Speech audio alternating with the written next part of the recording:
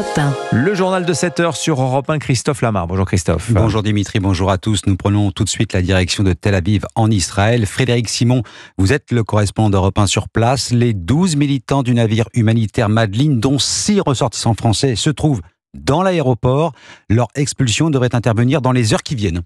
Oui, Rima Hassan, Greta Thunberg et les 10 autres passagers du Madeleine devront au préalable signer un document d'expulsion du territoire. En cas de refus, ils seront traduits devant la justice israélienne. À l'aéroport de Tel Aviv, les 12 activistes pro-palestiniens ont reçu la visite des représentants consulaires de leurs États respectifs, la France pour 6 d'entre eux. Aucun incident particulier n'a été signalé, mais avant d'être conduits à l'aéroport, les passagers de ce que les autorités israéliennes ont qualifié avec ironie de yacht du selfie avaient refusé de visionner la vidéo des atrocités commises par le Hamas le 7 octobre 2023. Pour le ministre israélien de la Défense, Israël Katz, les passagers de la flottille antisémite refusent de voir la vérité en face. Ils préfèrent les assassins à leurs victimes. Quant aux petites quantités d'aide humanitaire contenues dans les soutes du voilier, elles seront transmises par les voies autorisées à la population de la bande de Gaza. Frédéric Simon, correspondant d'Europe 1 à Tel Aviv, on vous retrouvera dans le journal de 8h. La situation à Gaza, le blocus humanitaire mis en place par les Israéliens, tout cela fait réagir Emmanuel Macron hier soir en marge de la conférence des Nations Unies sur les océans.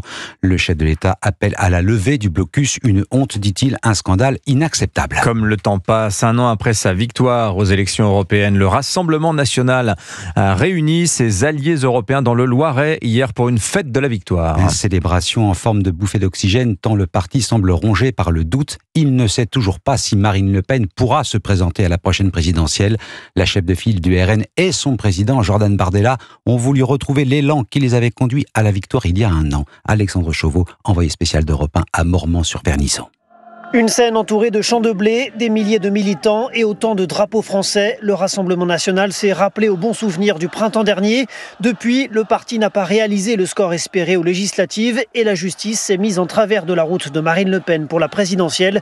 Mais Jordan Bardella veut croire que rien n'est écrit. Le vent tourne aujourd'hui partout sur le continent. Il tourne en Italie, en Pologne, en Slovaquie, au Portugal, aux Pays-Bas. Et bientôt, j'en ai la certitude, ce vent soufflera sur la France. Jordan Bardella, tout sourire sur scène auprès de Marine Le Pen, comme pour dissiper les doutes naissants sur la qualité de leur relation. Elle se voit toujours en championne de son camp pour 2027 et tacle Emmanuel Macron avec la même vigueur qu'il y a un an. Qui peut croire sérieusement que la France d'Emmanuel Macron pourrait mener une guerre d'ampleur quand il est déjà incapable de gérer le chaos qui règne les soirs de match à 200 mètres de l'Élysée ?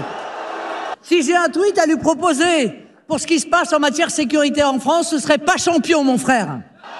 La prochaine échéance pour le parti, ce sont les municipales l'an prochain, où le RN espère bien décrocher plusieurs villes de taille moyenne et lancer ainsi la campagne pour 2027 avec Marine Le Pen ou Jordan Bardella. Un reportage à Mormant-sur-Vernissant dans le Loiret, Alexandre Chauveau du service politique d'Europe 1. Les municipales l'an prochain, la présidentielle en 2027 et entre ces deux rendez-vous électoraux majeurs, des législatives anticipées. Peut-être, pas forcément. Emmanuel Macron ne le souhaite pas, mais il ne l'exclut pas non plus.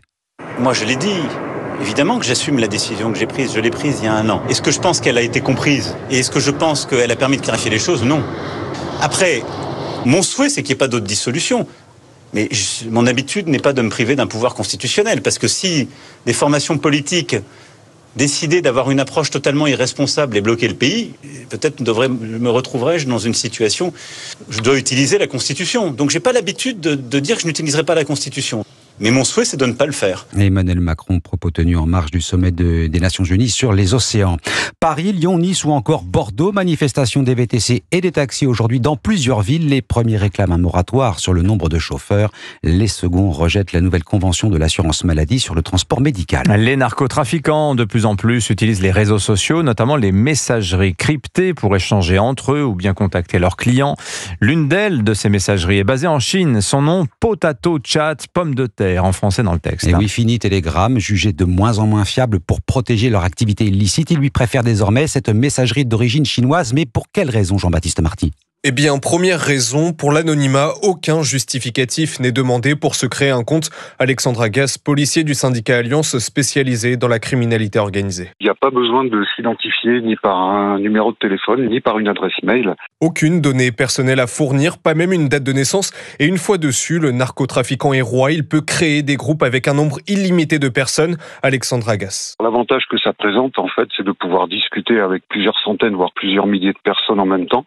Et en ne posant qu'une seule question et d'avoir des centaines de réponses en même temps et des prises de rendez-vous très très rapides et très efficaces pour eux. Pire encore, les consommateurs peuvent directement commander leur drogue sur l'application et en crypto-monnaie via un portefeuille numérique, de l'argent intraçable. Impossible donc pour les policiers de remonter les réseaux, surtout que cette application basée en Chine ne coopère pas avec les autorités françaises, contrairement à Telegram désormais boycotté par les narcobandits qui ont ainsi toujours un train d'avance sur les enquêteurs. Jean-Baptiste Marty du service police-justice d'Europe 1.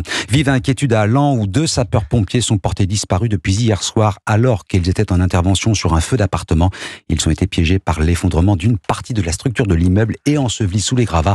Plus d'une centaine de pompiers et des équipes spécialisées sont sur place. Et puis ce sont les 2 vainqueurs, si je puis dire, en termes d'image de Roland-Garros. En tout cas, ils ont marqué le tournoi de leur empreinte. Carlos Alcaraz, Loïs Boisson ont tous 2 l'esprit déjà tourné vers le gazon de Wimbledon. L'Espagnol vainqueur à Paris pour la 2e fois. La Française, elle, a réalisé l'exploit de la quinzaine, demi-finaliste alors qu'elle bénéficiait d'une invitation. L'un comme l'autre doivent maintenant passer de la terre battue parisienne au gazon anglais. Et ça, eh bien ça ne s'improvise pas, Axel May.